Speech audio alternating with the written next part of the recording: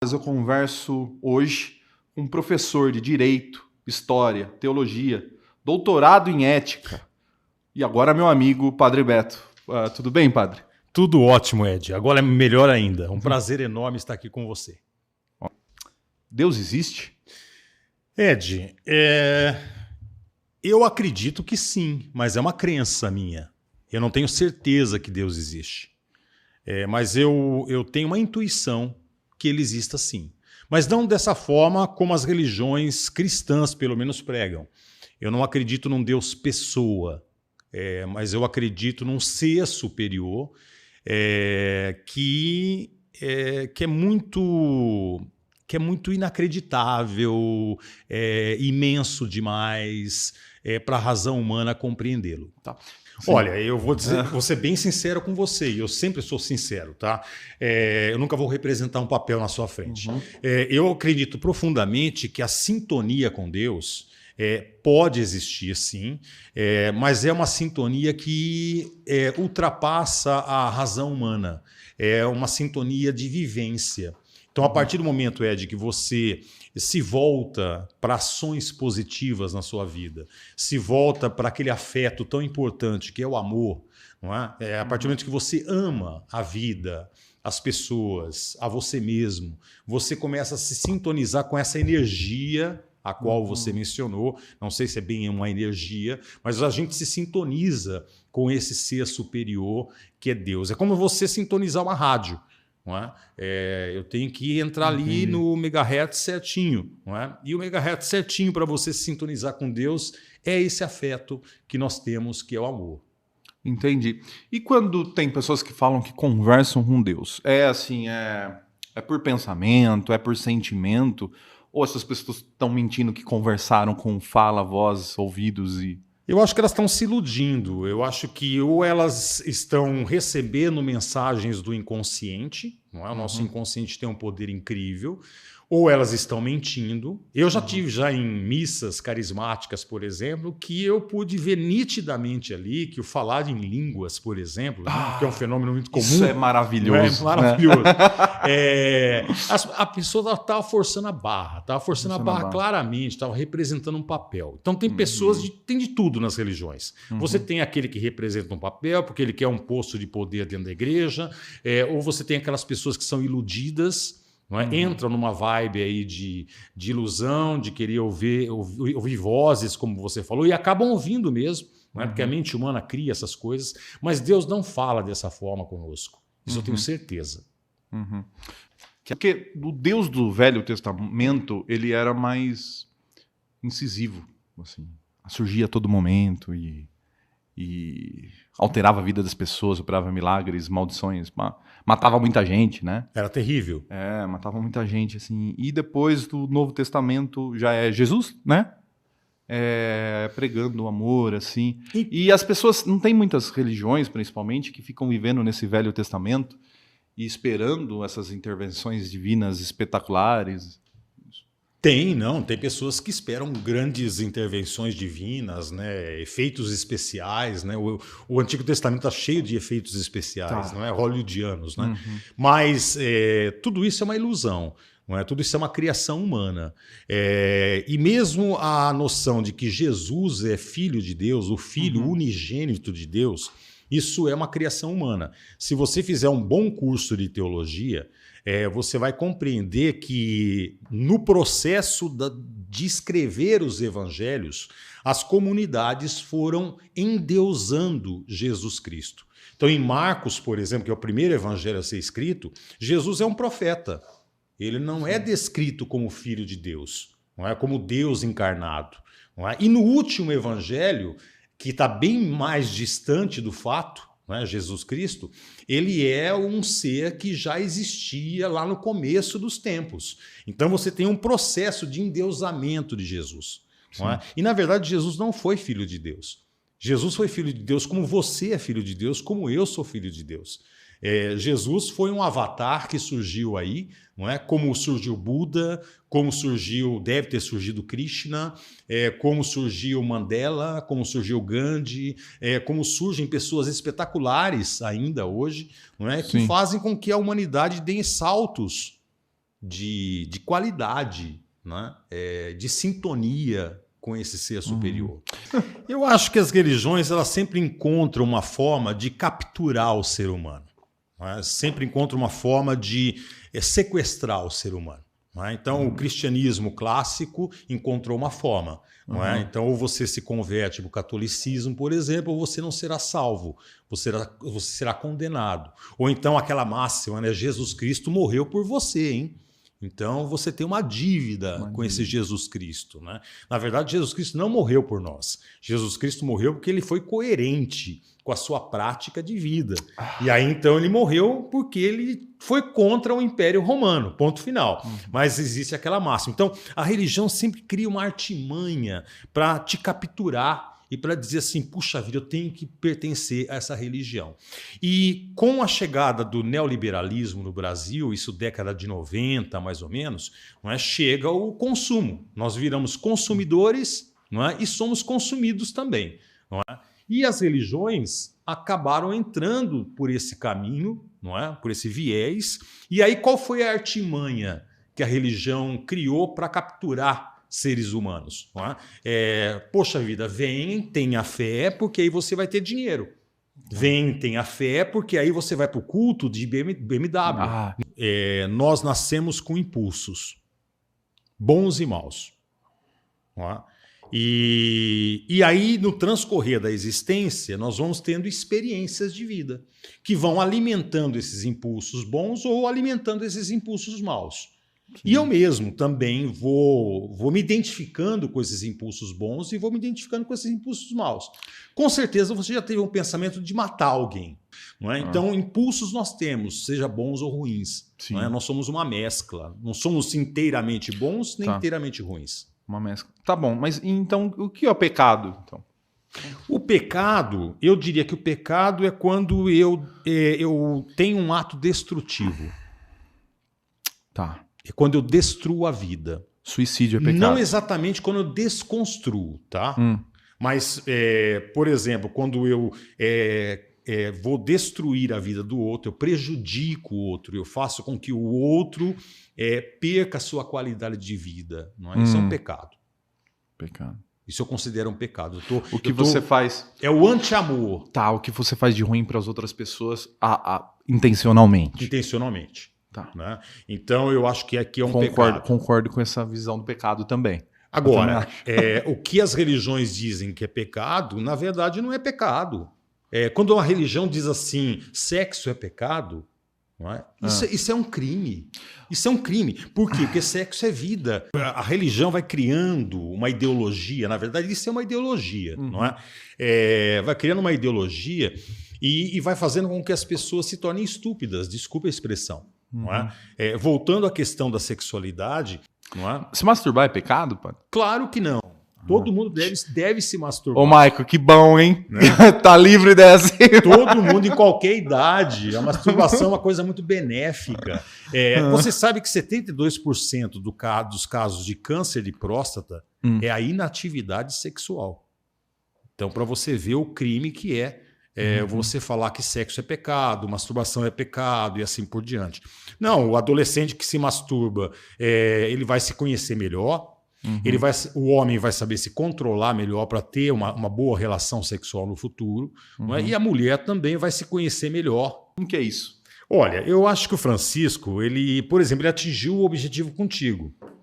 Eu não tenho minhas restrições com a Igreja Católica, mas eu gosto do Francisco. Na minha opinião, o Francisco é um jogo de marketing. Tem marqueteiro dentro da Igreja Católica? Claro que tem, que tem. Na verdade, a Igreja Católica tinha que sinalizar para o mundo que ela estaria se modernizando. Mas se você prestar bem atenção, o Francisco não mudou nada, absolutamente nada. Uns discursos aí que deixaram o pessoal de cabelo em pé. Discurso é discurso. Não é? Aquela frase que repercutiu tanto no mundo, né, sobre os gays, né? Sim. Se um gay procura a igreja, quem sou eu para julgá-lo? Eu achei essa frase tão pobre, mas tão pobre. Mas foi um passo importante para quem falava que vivia em pecado. Tudo bem, mas de um papa não julgar, mas não tem que julgar mesmo. Um gay não tem que ser julgado. Por quê? Ele não é um criminoso.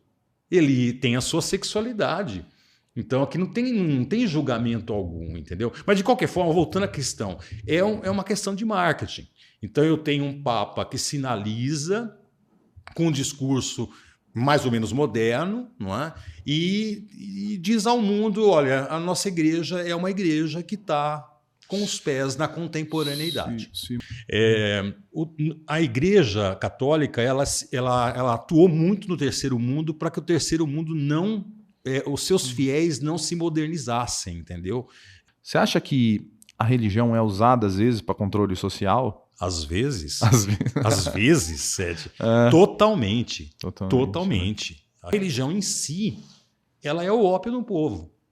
A religião em si faz com que eu pense que a realidade aqui não é a minha realidade. Isso é passageiro. A minha realidade vem depois da morte. E o que tem depois da morte? Bom, em primeiro lugar, eu só quero dizer que a minha realidade é onde eu estou. Independente se for aqui ou lá. Mas aqui é minha casa. A minha casa é onde eu estou. Perfeito? Certo. É isso que eu acredito. A minha casa é onde eu estou. Não importa se seja aqui ou lá. Agora, o que vem depois da morte, não me pergunte, Ed. Eu não sei. Sinceramente, eu não sei. E o cristianismo não sabe também.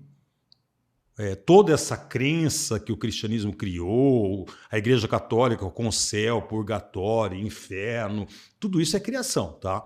Eu tenho muita dó do diabo. Porque ele coloca umas culpas nele, assim, traí minha esposa. Foi o demônio. Que entrou no meu corpo.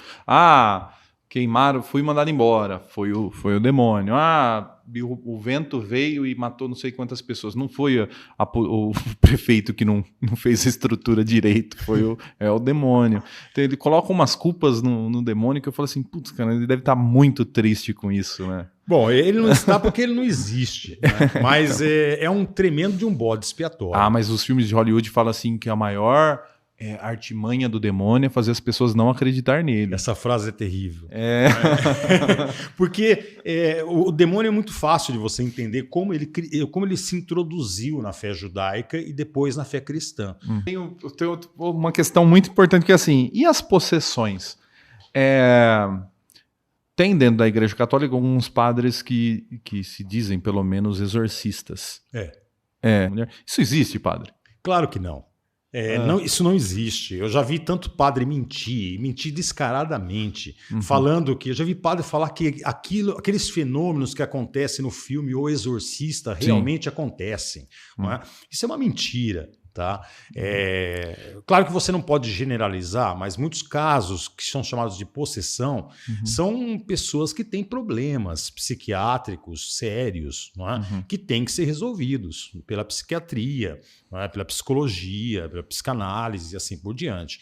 Não é? Tem pessoas que simulam também. Não é? Querem chamar atenção, estão num momento difícil da vida. Exatamente. Né? Então você tem casos e casos, mas possessão você não tem. Tá? Eu tenho assim uma intuição, mas é intuição, tá?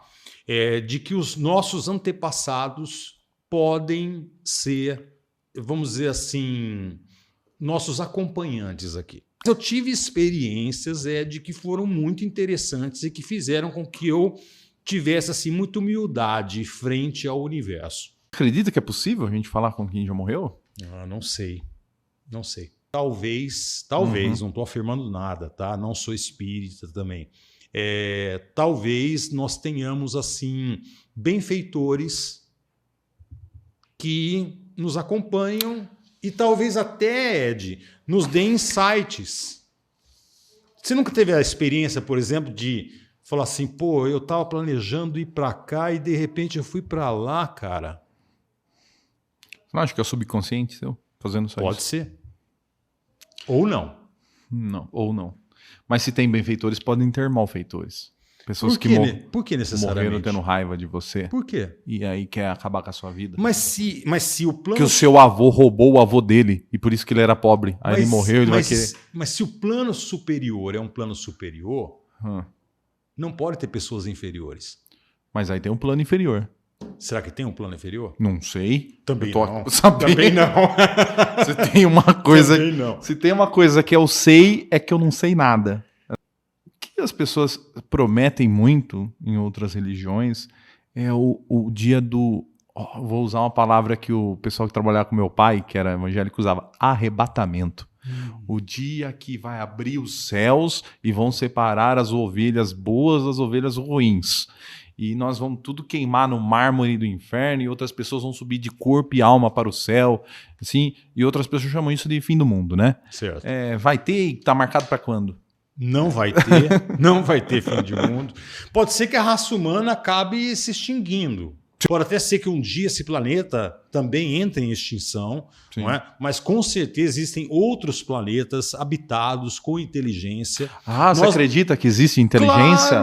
Claro. Vida inteligente extraterrestre? Claro, é inimaginável. A gente nem sabe ainda os limites do universo. A nossa galáxia é uma galáxia muito pequena, frente a milhões e milhões de galáxias que existem no universo. E você acredita que nós somos o centro e que só existe vida aqui? Mas só que isso daí vai contra a religião. Porque o mundo na religião, quando você coisa vai... que eu penso vai contra a religião. Vai contra a religião. Porque se você for falar com qualquer religioso mais ortodoxo, que fica ali só nas 4 linhas da Bíblia, só existe aqui, porque nós somos o centro do universo, e tudo que a gente faz aqui é o que importa para tudo, né? O que está sendo julgado, e o bem e o mal está disputando aqui na Terra, e não existe nada. Aí se você vai falar para eles que o universo é quase beira ao infinito, e que há diversos sistemas solares idênticos aos nossos em diversas galáxias, em diversas dimensões, assim, ele vai falar assim: pô, então quer dizer que eu sou um pó de estrela insignificante? É isso daí mesmo que você... É isso mesmo que você está pensando. Você não vale nada. Tudo que você fizer daqui 100 anos ninguém vai mais lembrar, e não importa nada o que você fez. Mas aí vai muito contra. Aí você passa... Quando você tem a consciência, e isso faculdade fez eu virar quase... Eu não sou ateu, eu sou agnóstico. Eu acho que deve haver, igual eu falei, para ser uma energia, algum superior, mas... Nenhuma religião me conforta. Certo. Nos pensamentos eu vejo erro em todas. A grande maioria das pessoas são infantis. Elas vão à igreja por medo. Elas não vão à igreja porque elas realmente acreditam em Deus e tal, têm uma convicção. Elas têm medo da condenação. Sim. E tem frases absurdas, né? Aquela coisa assim: graças a Deus eu não embarquei no avião, não é? Ou graças a Deus não aconteceu isso comigo. Pô, então graças a Deus aconteceu com o outro. É brincadeira isso. Mas... Então a gente não pode esperar pelo fim do mundo, assim, o fim... Não tem fim. Essa ideia eu de fim fico muito do triste, mundo... eu gostaria que tivesse um fim do mundo e que Deus descesse à terra, olhasse para o... Como chama o pastor que eu não gosto? Malafaia, e falasse assim: você está errado, viu? Só para que Deus pessoalmente viesse na Terra falar que ele está errado. Já me disseram que ele corre o risco de ser vice de um candidato aí. Ele tem uma oratória que entra principalmente nos mais humildes. Quando você escuta ele falar, não discutindo política, que ele é péssimo, mas assim, quando ele fala sobre a pregação deles para os mais humildes, é muito convincente. A maioria deles, né? É muito convincente. O cara é bom. Vamos olhar friamente, né? Você tem de um lado o ritual católico, né? Que é aquele senta, levanta, tudo a mesma coisa, todos os anos a mesma leitura, né? E assim por diante, de 3 em 3 anos é que muda e tal. Bom, e sempre a mesma coisa. Aí você vai para uma igreja evangélica, então você tem uma banda, um espetáculo, iluminação, troca de luzes, aí vem aquele pastor que fala com veemência para você. A caneta ungida, que agora você vai assinar só os contratos com essa caneta aqui, aí sim vão dar certos as coisas. E do lado dos padres ostentadores? Eu tenho uma dificuldade com eles. Tem alguns padres que têm programas de televisão e eu presto atenção. Eu gosto de moda internacional, eu gosto de saber o que é tendência. Então aí eu vejo um padre lá ao vivo com uma jaqueta Prada, né? Aí eu falei esses dias, uma tia minha, acho que era, falei assim: essa jaqueta aí custa 20 mil reais que o padre está usando. Assim. E aí como fica, eu fico pensando, como tá São Francisco de Assis nessa, né? Como é que fica? Aí eu falo assim, Não, pô, é o uma cara tá loucura. usando um anel. Tem um padre sertanejo que ele usa uns anéis nos dedos. Esses anel meu aqui custa R$15. Gente, ele usa uns anéis que custam 50 mil cada anel. E hoje no Brasil, o IBGE fala que hoje, dia de hoje, tem 10 milhões de pessoas que não comeram direito. Então, Aí o cara tá com um anel de 50 pau no esse dedo pá tá falando de fazendo o Deus. quê? Tá falando de Deus. É. Exatamente. Meu irmão mora em Maceió. Uhum. Tá? E em Maceió tem um resort que é caríssimo. Terra, não sei o que lá, não é? Um negócio super caro. Uhum. O Fábio de Mello disse que vai lá de Não, boa. o Fábio de Mello só blusinha da Erlos, personal trainer em todas as viagens que ele faz, porque ele é bombadinho, né? Então ele é bombadinho. O Marcelo Rossi agora ficou bombado, né? Não parece que ele tá acompanho. meio saradão agora. Parece que, né? Eu acho o Padre Marcelo o melhor, dentre eles, o menos herege de todos. Você lembra daquele quadro do CQC, quando o Danilo Gentili não era conhecido e ele fez o repórter inexperiente. Lembro. E ele vai entrevistar o Marcelo Rossi. Não lembro. Pega isso no YouTube. Aí você vai ver que o Marcelo Rossi é uma persona. Ele criou uma persona. Aquilo ali é uma criação. Aquilo não é autêntico. E nenhum deles, hein? Nenhum deles é autêntico. Tá? E eu me questiono, puxa vida, você tá com milhões de pessoas ali na tua frente, cara. E você não fala um ai da miséria que existe nesse país. Você não fala um ai da educação. Por isso que eu gosto do Júlio Lancelotti. Pois é. É meu padre favorito. Claro. É o cara que tá ali, né? Mexendo com os moradores. 3 horas da manhã o cara tá na rua ver quem tá sofrendo, quem tá passando frio, quem tá sem comer. Tá tratando o morador de rua como irmão. É. A casa de oração que ele dirige, todo mundo é irmão. Né? Então é o cara que realmente vive. E como funciona essa política dentro da igreja? Assim, tem permissão para esses caras fazerem tudo isso? Tem, né? Tem, porque tem popularidade. Então a política da igreja é o seguinte: se tem popularidade, não passando de determinados limites, é bom. Perfeito? O bom mesmo é eu ter padres, burocratas e sacramento. Certo. Então, é aquele que vai cuidar da paróquia, dos bens da paróquia e tudo mais.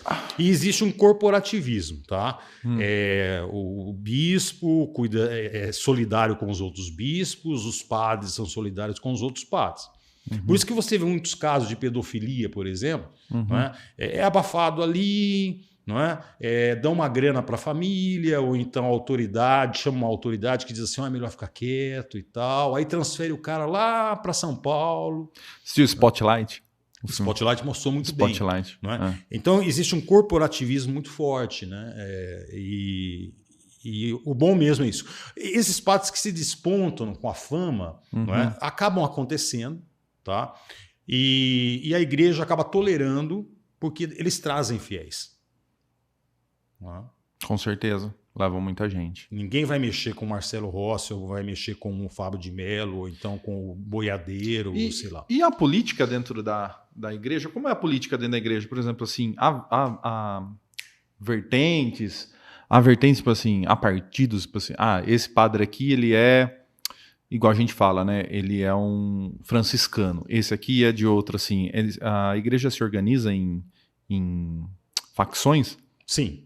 A igreja tem facções. Então você tem, por exemplo, a Opus Dei, que é uma facção.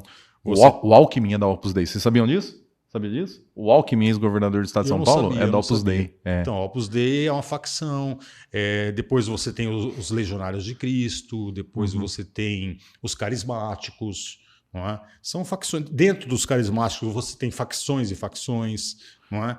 É muito complicado, é muito diverso, não é? Dentro do catolicismo. Mas no final das contas, todos são católicos. Tá?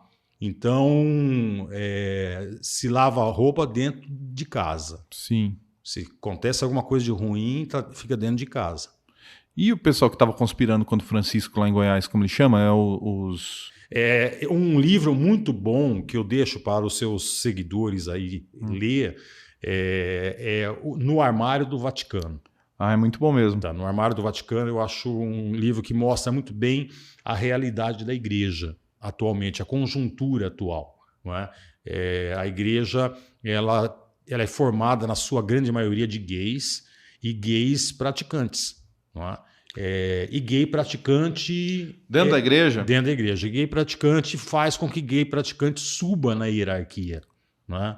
Vai se tornando bispo e tal. Arautos do Evangelho. Arautos do Evangelho. Arautos do Evangelho. Foram acusados de confabular contra o Papa. O Papa. Eles são ultraconservadores, né? E é uma seita dentro da igreja. É, né? É como o Opus Dei. É como o Opus Dei. O Papa Francisco deu uma enfrentada neles aí agora, mas eles continuam bem organizados, né? Igual... Eles têm muita grana, né? Então eles detêm tem grupos econômicos gigantes, né? A gente pega, por exemplo, o grupo Marista, que é detentor de fazendas, sistema de ensino, não sei lá, tudo da Igreja Católica, né? Tudo gera dinheiro para a Igreja Católica. Mas essa questão da homossexualidade na igreja é um tabu ainda para muita gente. Viu o padre falando? Mas assim, até mesmo para os seguidores, eles fecham os olhos na hora de ver isso. Com certeza. Isso, né? Às vezes é nítido. Não, eu sei. Eu já cumprimentei vários padres e falei assim, ele é gay, tá. Mas para mim tá tudo bem. Assim, tudo bem. É assim, sabe? Mas assim, as pessoas, como eles não aceitam os gays em suas vidas normais, em outras profissões, eles fingem também que não há isso para não... Esse é o problema. O problema não é ter gay no clero. Claro que não. Isso não tem problema nenhum. Tá? Uma pessoa homossexual pode ser muito bem vocacionada. Com certeza. Não é para ser padre. O problema é o seguinte, que desde a década de 90 para cá, o que vem acontecendo? Acontecendo que muitos gays mal resolvidos, tá? Que não querem se assumir, não é? Acabam entrando muito jovem para o seminário, sem vocação. Tá? Sem vocação. Eles entram para se esconder. Sim, porque eu não gosto de mulher, devo ser padre. Né? Exatamente. Então, e eu entrando para o seminário, eu viro um ser assexuado. Tá? Ninguém vai questionar mais minha sexualidade. Ponto final. Porque se eu vou crescendo, então eu atingo meus 20 anos, 22 anos, e nunca tive uma garota, uma namorada... Né? Começa a ficar estranho. O pessoal começa a questionar. Opa, não deveria. Qual é né? desse Mas, cara? enfim, qual é desse cara? Né? Mas questiona. Né? Na nossa cultura, sim. Então ele entra para o seminário. É uma saída. E lá ele vai encontrar outros que estão lá justamente pelo mesmo motivo. Tá? E, é claro, é a mesma coisa colocar você no internato de moças. Imagina você morando no internato de moças. Ia dar errado, Paulo? Pô, ia dar muito errado. Vai acontecer. Não é? Então, uma hora ou outra. A promiscuidade nos seminários é muito grande. E aí se torna uma normalidade, entendeu? Já aconteceu duas coisas ao meu redor. 2 conhecidos meus que estudavam comigo nitidamente eram meninos desde criança que a gente estudou junto, eu entendia que eles eram gays. Foram ao seminário. Voltaram e assumiram que eram gays. E o contrário, um conhecido meu que não se entendia gay, foi para o seminário, acreditando que queria ser padre, e voltou denunciando isso, falando assim, não, lá é só isso daí, eu tive que vir embora. Entendeu? Falando isso. Mas eu acho que a religião, principalmente a Igreja Católica está... longe de discutir isso da maneira que tem que ser discutido. Longe. Sabe por quê? No Armário do Vaticano esclarece muito bem isso. Porque eles entram por esse motivo. Então, eles têm que ter um discurso homofóbico. Sim. Tá? E tem que ser um discurso pró-celibato. O celibato não pode cair. Sim. Existe, assim, padre celibatário. Eu fui um padre celibatário. Celibatário. Nada de sexo. Nada. Só masturbação. Só masturbação. Ah, não, eu 5 contra 1. não abro mão. E os freis, monges... Não, monges não é da Igreja Católica, né? Mas não existe monge católico. Tem monges eu tô falando que, lógico que tem monge. Que inclusive criaram a cerveja, muito obrigado. Quem criou a cerveja foram os monges católicos, né? Verdade. Também é a mesma coisa? Não dá para você generalizar, mas na sua grande maioria, sim.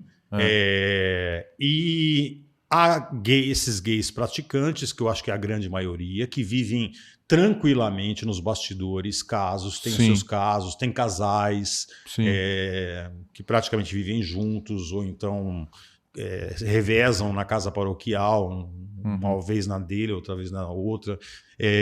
Existem gays mal resolvidos com a sua sexualidade, não é? Sim. E existem pessoas que são bem resolvidas no celibato, sejam elas heterossexuais ou homossexuais. Não é? Porque, que é o que deveria ser todos, né? Exatamente, porque são duas vocações diferentes. Tá? Uma vocação é você querer ser padre. Então você tem a vocação de ser padre. Outra vocação é você ter vocação para o celibato. Tá? São duas vocações diferentes. Tem pessoas que têm vocação para o celibato, não querem se casar, mas não querem ser padres. E tem pessoas que querem ser padres, mas gostariam muito de casar. Muitas pessoas pensam que eu sou um ex-padre. Não, você continua com o título. Eu continuo com o título, as missas. Só que eu sou um padre condenado ao inferno. Ah, muito mais brando agora. Esse é o sentido da excomunhão. Para você ter ideia, o excomungado na Idade Média era queimado vivo. Tá? O último padre, antes de mim, o último padre a ser excomungado por ideias foi Giordano Bruno em 1601. Nossa, italiano, né? Ele escreveu umas filosofias muito legais. Muito legais. E ele foi queimado vivo no Campo de Fiore. Tá lá uma estátua enorme dele. A primeira vez que eu entrei no Campo de Fiore, fiquei impressionado, né? Porque eu já conhecia a história de Giordano. Então, na Idade Média, ele era queimado vivo. Até o século XIX, a igreja não podia mais fazer isso, mas o excomungado não era enterrado no cemitério, porque cemitério é Campo Santo. Então a família tinha que encontrar um pasto, sei lá, enterrar onde. Não é? E não ia ter vida social também, não é? Então a excomunhão é isso, você está excluído da comunhão dos santos. Você está condenado ao inferno. Eu continuo sendo padre, mas um padre maldito. Para você ter ideia, eu não posso entrar numa igreja. Se eu entrar numa igreja, por exemplo, para participar de uma missa... Você pega fogo. Nunca fiz a tentativa, viu? Mas se eu entrar numa missa, por exemplo, e sentar no banco lá só para participar e tal, né? Se um padre me reconhecer, ele tem que parar a missa, pedir para que eu me retire, né? Ele só pode continuar o ato sacro, não é? Depois da minha retirada. A questão das uniões homoafetivas, você acha que está muito longe da igreja tradicional aceitar fazer? Infelizmente, sim. Eu acho que está muito longe das igrejas tradicionais, né? Não, muitas igrejas tradicionais já deram um avanço, né? A anglicana, né? Mas a igreja católica apostólica romana... E as evangélicas nem pensar. Nem pensar. Nem pensar. Eu sou a favor, aliás, eu sou contra o casamento. Acho assim que ninguém devia casar. Uma vez que quer casar, certo. Eu sou contra os que não têm cerveja. Que eu acho que é aí que a festa é chata. Tendo cerveja, eu sou a favor de qualquer casamento. E principalmente os que me convidam também, eu gosto. Tem cerveja, me convidou, eu sou a favor. Ah, mas vai casar um fulano, não quero nem saber, nem vou olhar para eles. Fica tranquilo, pode casar. Não sei de onde o cristianismo foi tirar isso, a questão da bebida alcoólica, né? Puxa, tá tão claro no Evangelho de João que Jesus transforma água em vinho. Não era Fanta uva, era vinho, cara. Tanto é que o mestre Sala depois vai dar uma bronca no noivo. Ele chega pro noivo e fala assim, primeiro a gente serve o vinho melhor. Quando os convidados estão embriagados, nós servimos o pior. Você fez o contrário. Então Jesus não só transformou água em vinho... Deu um vinho de primeira ainda. Exatamente. Eu queria ter convivido com Jesus, cara. Eu ia ser brother, eu ia ser o 13º ali. Olha, eu imagino Jesus um cara assim... Um cara que todo mundo queria ficar perto o tempo todo, né? Nem sempre. Um cara que também eu acho que devia ser um cara que incomodava, sabe? Mas é importante incomodar. É importante incomodar. Se você tá agradando todo mundo a todo momento, você não é você. Você tá sendo falso. Eu acho que o Cristo se aproximava muito do cinismo que é uma linha filosófica. Sim. Não tem nada a ver com cínico, hein, gente? Que nós usamos nos dias de hoje. Sim. Mas o cínico, como Diógenes, por exemplo, eu acho que Jesus se aproximava muito disso, porque ele vai contra todas as convenções. Ele vive totalmente fora das convenções. E eu acho que ele devia ser um cara assim, meio porra louca, sabe? Que quebrava as regras, assim. Bom, nas histórias dele na Bíblia, tá lá, né? Ele enfrentando os vendilhões do templo quando ele vai para lá. Ele comungando com leprosos, salvando prostituta. Ele tá ali distribuindo amor, pregando totalmente o contrário daquilo que era o estabelecido no momento, né? Indo contra o governo, assim, não era a favor do governante.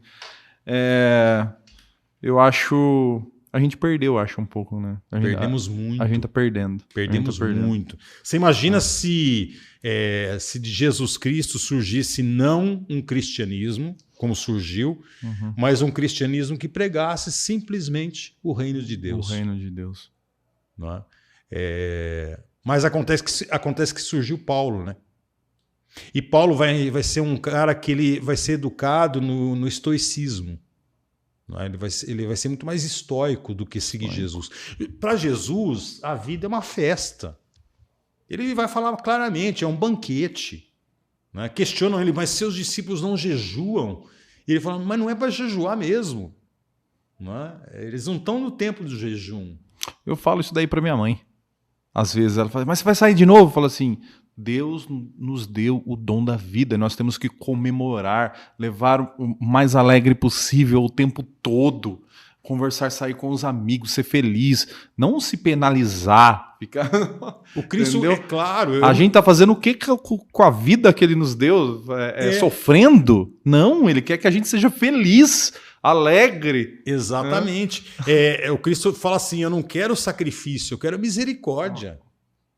Eu quero que você seja misericordioso com o outro. Não é? Eu quero que você ame o outro. Não quero que você fique se martirizando, se sacrificando. Eu sempre procuro, uma vez por mês, visitar um cemitério. Geralmente eu vou no cemitério da saudade, onde está um jazigo dos meus pais e tal, mas não para visitar o jazigo dos meus pais. Eu fico simplesmente passeando por ali. Olho um nome, uma data e tal. E aí, quando eu saio do cemitério, eu saio com uma força incrível de ser, de viver. Por quê? Porque inconscientemente ou conscientemente me vem à cabeça que aquelas pessoas ali passaram pela vida e muitas não foram o que elas gostariam de ser. Não é? E agora estão ali. E a vida passou. Não é? E eu sei que para mim a vida vai passar também. Não é? A vida que eu digo é essa passagem por aqui. Então eu procuro ser dessa forma. Em todos os lugares onde eu estou, a gente procura ser a gente mesmo.